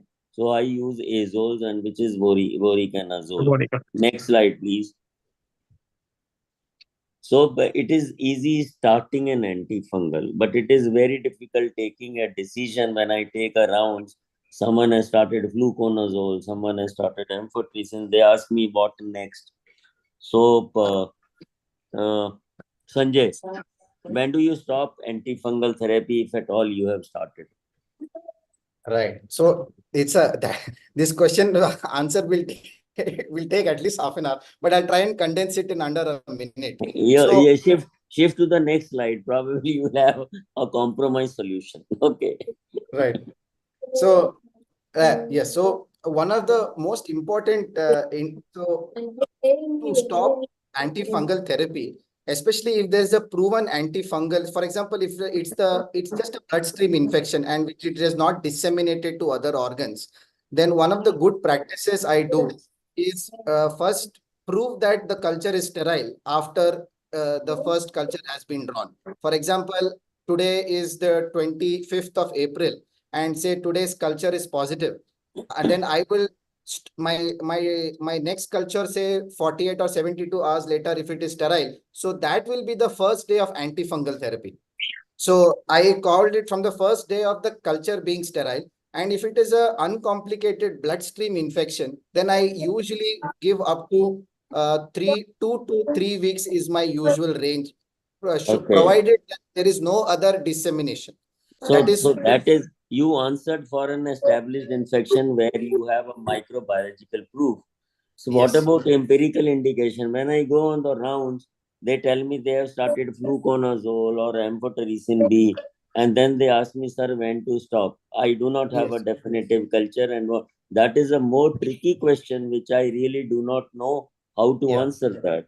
So out of the one of the points that I use is a good neutrophil recovery. So if the ANC has picked up, say for example, if it was in severe neutropenia, say ANC is less than 200 or profound neutropenia, and if it has come to mild or moderate and there is clinical improvement, then I usually give for another 7 days and then stop after the recovery point that I have seen. So this is a very arbitrary practice that I used to follow at Great Ormond Street based on our data there, and it has trickled down into my practice. And of course, this is based on more of what site you were suspecting. Like whether when you started empirical, whether you were just suspecting blood or whether you were suspecting there were some splenic lesions or whether there was some evidence that there was some fungal lesion in the liver or spleen. So the duration will depend on which organ or which part of the body that you were suspecting. Because so right on dot. See, if you were suspecting a bloodstream infection with no localization, very rightly said, if ANC is recovered, thrombocytopenia required, but still the minimum duration is anything between 10 to 14 days. However, if you have subtle evidences of those SOL kind of a thing, in spite of the fact that your serology or bacterial fungal cultures were negative, it is really a difficult question to answer, but we still err on the side of over treatment rather than under treatment. So we go extend up to 3 weeks, but never beyond 3 weeks, unless in a definitive treatment. Move next. So under you see, we are in a definitive treatment where we find it is culture negative, and after it is culture negative, we again continue for 2 weeks at least, and then probably we stop it. I do not know my panelists agree with me or not, but it is never mentioned in literature when to actually stop it, and it is a very difficult decision. Yes. So the one of the good indicators is it depends on the organ that is involved. Suppose if you have invasive pulmonary aspergillosis, which is proven via radiological sign or a serum beta D serum galactomannan, then usually apart from clinical improvement, apart from radiological resolution, apart from drop in the serum galactomannan titer, we use it for an extended period of time, like sometimes even 3 months or 4 months. Yeah, sometimes so, 2 months it so goes. So it depends on galactomanons do not drop very easily at a drop of the hat. The radiological lesions also do not disappear before 2 to 3 months. So, but somehow we take a decision to stop at 6 weeks. We cannot continue it indefinitely for the cost and the side effects which are involved. Next slide, please. So I'm just giving you two case scenarios to tell you, some concept which Sanjay mentioned on colonization versus this. So that will be my last two cases in 2 minutes, and then I think we'll finish off for questions. So this is a kidney transplant patient on immunosuppressants and suddenly had fever and leukocytosis where we thought it was a nosocomial infection. And the blood culture, whatever we grew, E. coli, carbapenems, that was being continued. Next slide, please. Next, Sanjay. So there was a renal drain which was put up in that renal fossa, and in that drain culture we got fungus Candida tropicalis. Now the question you are raised was a colonizer or an invasive. What do I have a choice? What do I do? Sanjay, again to you. Right. So I would definitely, based on the clinical parameters, this child is definitely immunocompromised in terms of the transplant number. I mean, he would have been got some conditioning regimen, plus he's on immunosuppressants with a good dose of steroid, and there is some acute GVH kind of picture going on. And in this background, and he's been on heavy antibiotics almost day 7. So these are all of them. He is the perfect recipient with all the risk factors for an invasive fungal infection. And although the drain shows Candida tropicalis, I would definitely err on the side of an invasive candidal infection rather than a colonizer. And I would definitely treat this. Okay, so err on the side, next slide, please. Here the fungal culture was positive for Candida, same tropicalis. So it was easy for us to keep on continuing the drug. However, if you have it positive from a drain or a catheter, but not in the blood, then it is again very difficult decision to be made. So since it was Candida and you have already discussed empirical treatment is an echinocandin, C for Candida, C for caspofungin, we did that. Next. Now let's move fast and finish it in 2 minutes. So we thought it came out to be cruzi, and we always think that once the patient is absolutely fine, cultures are negative, we can put this patient on an oral drug rather than this what we call as an switch from parenteral to oral. But here it was azole resistant, so we has no other choice not to switch over to voriconazole or what kind of an I would say de-escalation. So we continued caspofungin next, and then the patient got better. So this is my last case, AML again, immunocompromised, neutropenic, sepsis. We started this Mirotico, amphotericin was added. Here it was added empirical in an immunotherapy. Next, had seizures. Next, there was no bacteriological clue. Even the serology was negative. But then in a radio neuroimaging, there was an SOL-like lesion in the posterior cerebral hemispheres. Next. So a brain biopsy was done, stereotactic, and it shows aspergillus. So Surendranath, since if you had not seen, you are not seeing this, Tapisha, any patients like this in your intensive care units? No, sir, we have not seen a CNS aspergillus infection. Okay, Sumon? No, sir, not yet. Okay, Aspergillus so in this brain, was, I have not seen.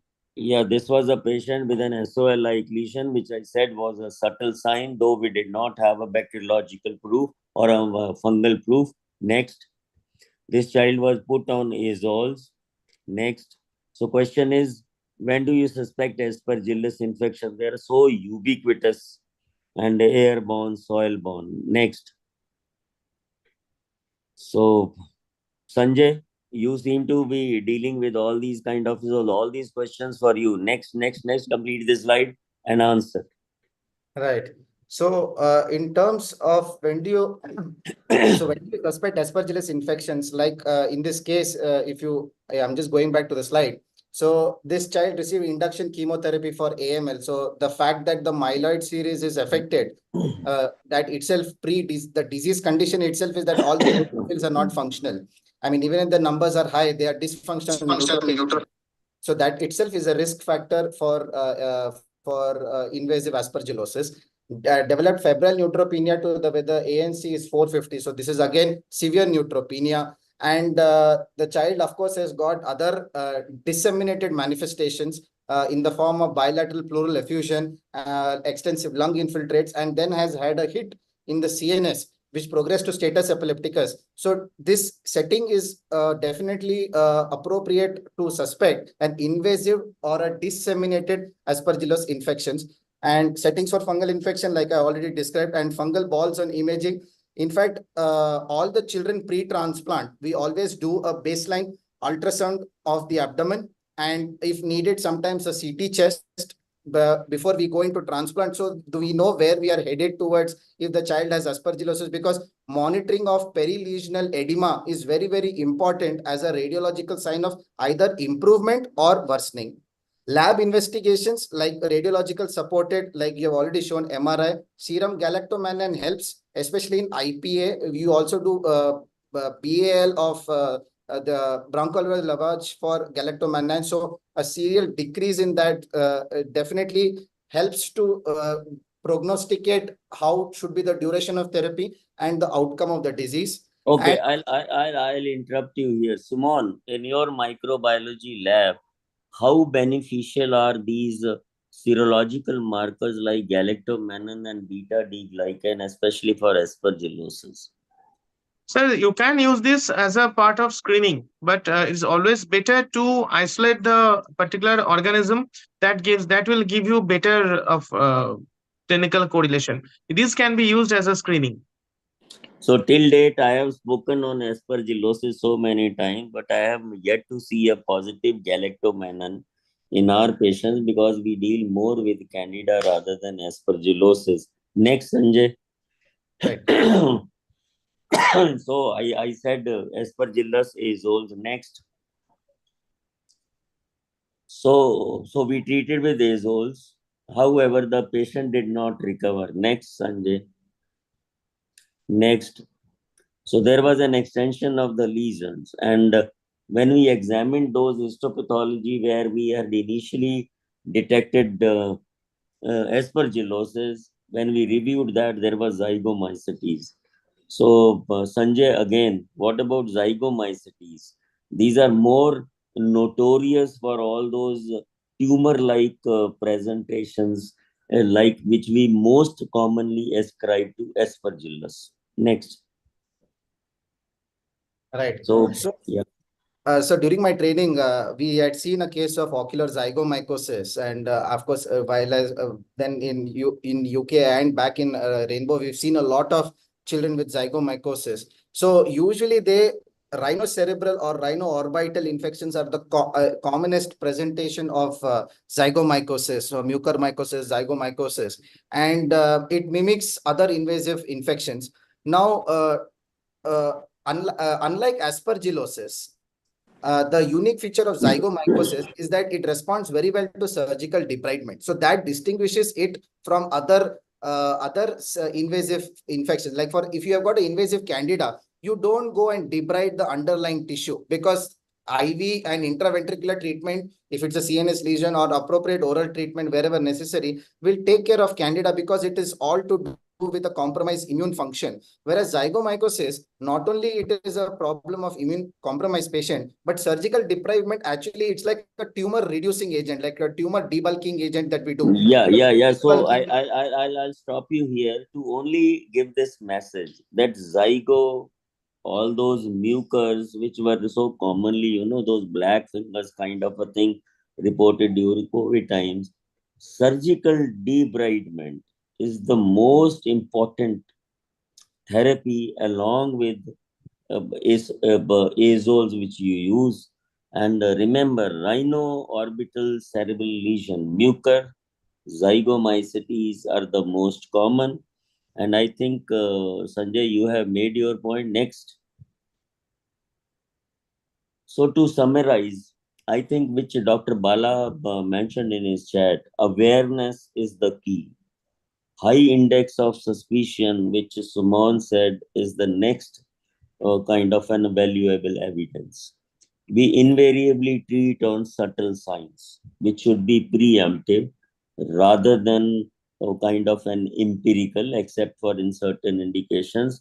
And prophylaxis is probably to be avoided for all indications except in transplants and immunocompromised. So there are definite indications for this. So remember C for Caspo, Candida for Caspo, and Aspergillus, it is azoles.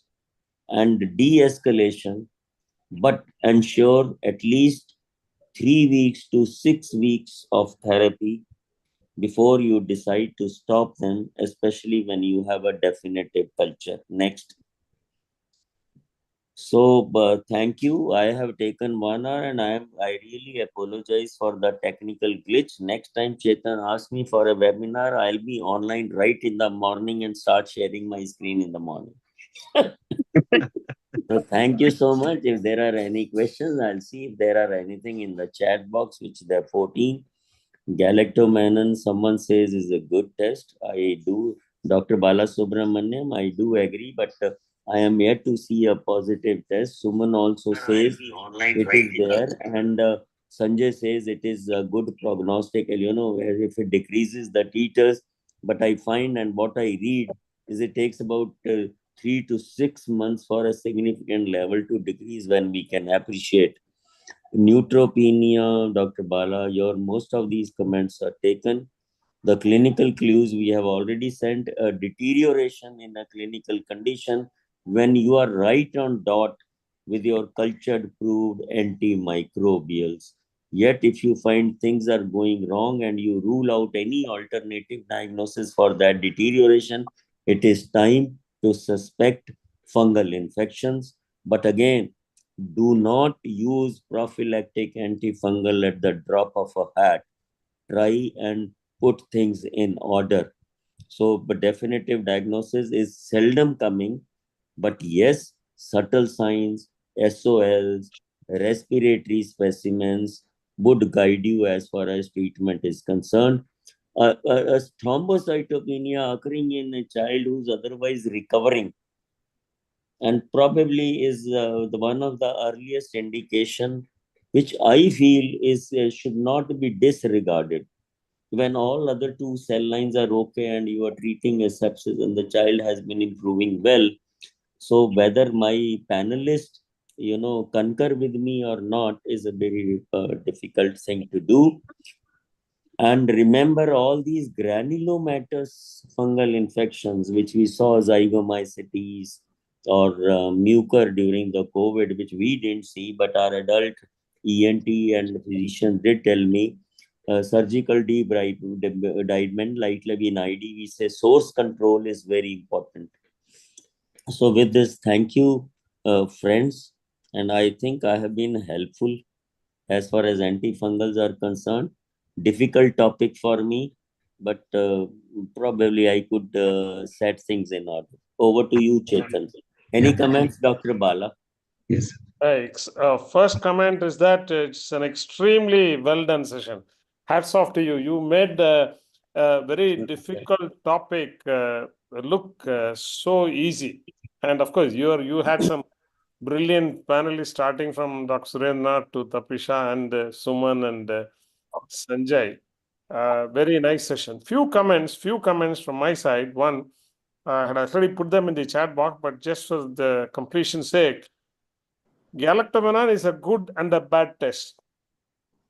The reason why I'm saying it's a good and a bad test is that good things about galactomannan is that you get a report fast. Unlike cultures, you get a report within 6 hours, 4 hours, serum galactomannan. The good screening test, right?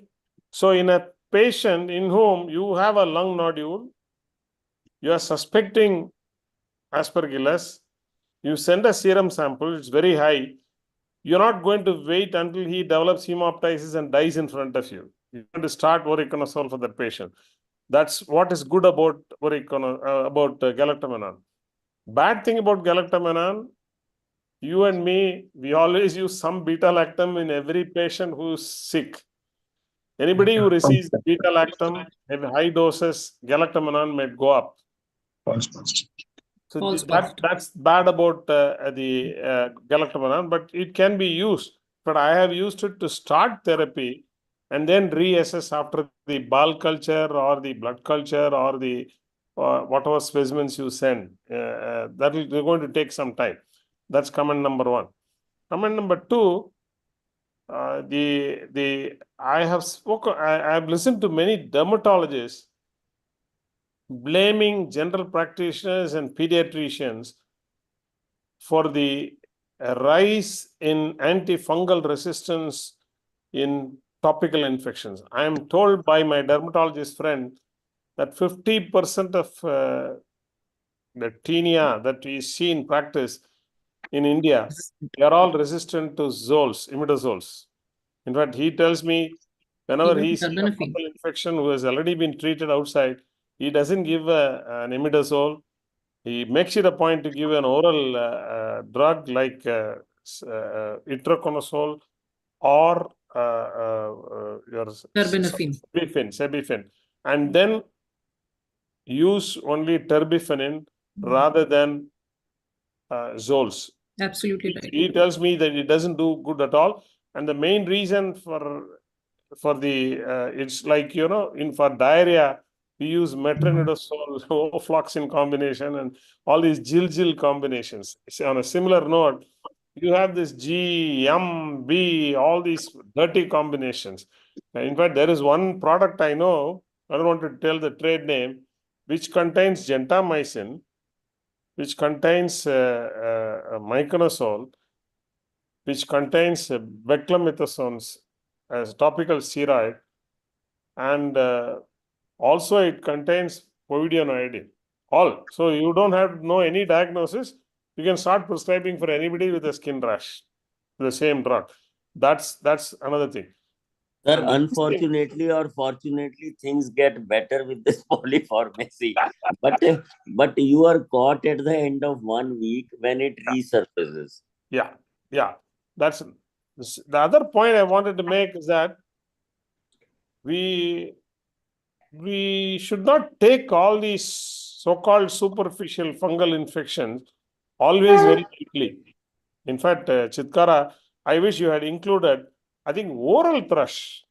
Oral thrush is something which is a dangerous marker of immunodeficiency. Dangerous marker. In fact, most of the SCID I have seen in practice, the first manifestation was oral thrush. So in India, we always tend to think maternal hygiene is not good. That's why old babies get oral thrush. No. Anybody, any infant who has an oral thrush beyond neonatal period, whether the baby is healthy looking or not, we have to start suspecting immunodeficiency, T-cell deficiency. In fact, I have been shocked by a few older children presenting with oral thrush, ultimately turning out to be autoimmune polyendocrinopathy with immunodeficiency. That's a red clue. That's a red clue. I would add two more terms: recurrent and extensive would be a suspicion. Yes. And the other thing is the nystatin, which is mentioned as the drug of choice for oral thrush everywhere, is not available in India. It's not available. We have only clotrimazole topical, and that's the only antifungal available for use in the mouth. And if it does not work, we may have to give oral fluconazole or oral itraconazole, as rightly pointed out by Dr. Tapisha. And so thank you, Dr. Bala. And just one final comment. Sir. Yes, sir. Yeah, the tinea versicolor, you can make a clinical diagnosis if you use a sign called evoke scale sign. all you have to do is you can take a tongue depressor in a clinic and just scrape it from two ends, two sides. And if you find scales, you don't have to do KOH, it is tinea versicolor. It's not eczema, it's not any other condition. These are my comments. Excellent job by Dr. Chitkara. Very well done, very lucid. Thank you very much. Thank you, sir. Dr. Ranganath, sorry in all this technical glitch, I could not, exchange any pleasantries with you, but it's your turn to give us any comments or feedback, what you want. I have been listening silently and trying to analyze. The entire hostels of government are full of scabies and tinea. Any suggestions for them, because they won't get drugs, they won't get water, and they won't get food. So in such conditions, how I should manage these people? Sir, I think give them full supply of topical antifungals for all those tenias, except for capitis and pedis or unguem, for 4 weeks. We give them medicine, one tube which finishes off, if it's a 5 gram or a 20 gram tube, finishes off very fast, and ensure compliance. They would all get all right. Rest all hygienes on, those wash strategies and personal hygiene will come by years. But the health education is probably a more important part of our consults rather than, giving them diagnosis and drugs. So I think that probably should answer your questions. Government hospital should be more receptive to their problems and ensure adequate supply and ensure prolonged treatment. So under school health program, I visited more than 100 schools, sir. And the intermediate students hostels. These are the two places we find lot of scabies, lot of fungal tinea versicolor. So the problem was very, very severe for us, and we had to pressurize the government to supply the drugs and massive treatment for at least 1 month. We did it, and 70 to 80% we were successful, but the 20% was beyond our management level. So all these adolescents and older children, fluoris is very important. All those inner thighs and around genitals. So that is what we keep on explaining, and I am sure with you involved in school health, you would go a long way in ensuring this. So I am done. Dr. Chetan, over to you.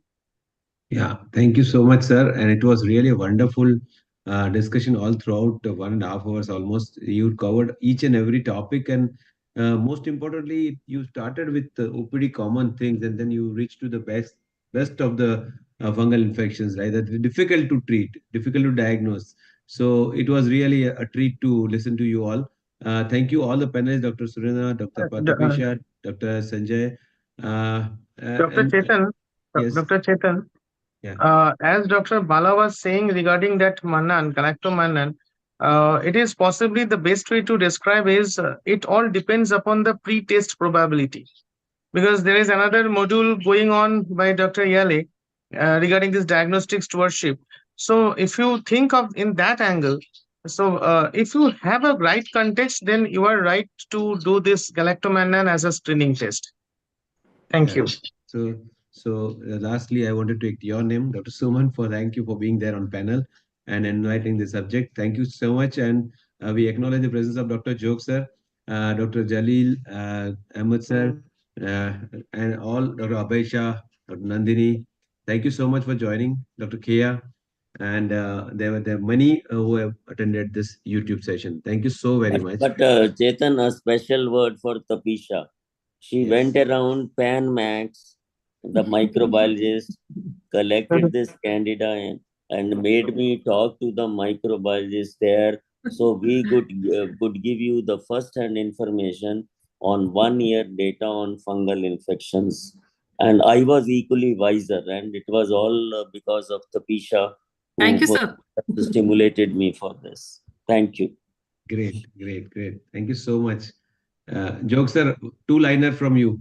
Oh, there is nothing. I just said C for Candida, C for Caspo, A for Azole, and C for congratulations to Chitkara. Yeah. C for Chitkara.